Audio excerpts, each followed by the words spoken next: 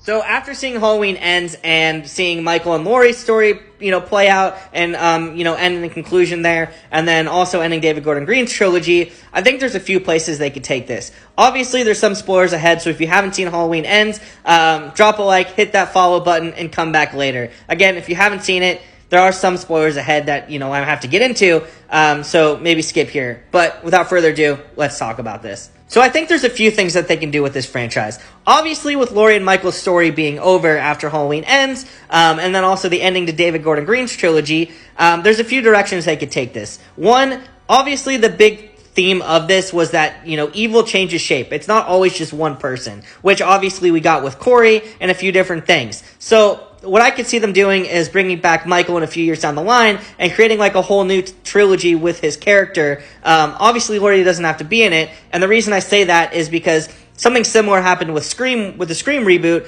where obviously Sidney Prescott was in that movie, but it kind of seemed that Jenna Ortega was taking on the new mantle of Sidney Prescott, or that type of character rather, moving forward in that franchise. And it also, with Sidney not being in the next movie, that also points to Jenna Ortega being the new lead of that franchise. I can see them doing something similar with Allison, because one, there was a couple different Easter eggs and hints showing that, and then also with the mask at the end of the movie being on Laurie's table could either signal one, that it was the that is the conclusion. Obviously, it's going to stick with Laurie for the rest of her life. Or it could mean that it's going to stay in the family, get passed down, and Allison will be that new Laurie Strode character.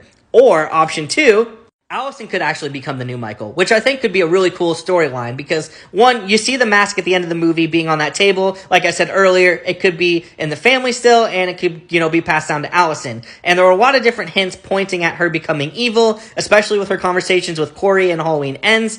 And the whole theme of these movies was, evil changes shape, and you are kind of a product of your environment, where you see Corey, he wasn't always evil, and the town made him to be this monster, and eventually he became that monster. So that could be one thread. Or, with Corey and Allison being in a relationship, there was a lot of different things that might hint that they had a kid together, and that kid could become the new Michael or the new killer in this franchise. So I think there's a couple cool things they could do with this. I'm excited. I did enjoy Halloween Ends. I know a lot of people didn't, but I thought it was a fine conclusion, and I'm excited to see where they go next, because Michael has always been one of my favorite horror icons, and I love this franchise.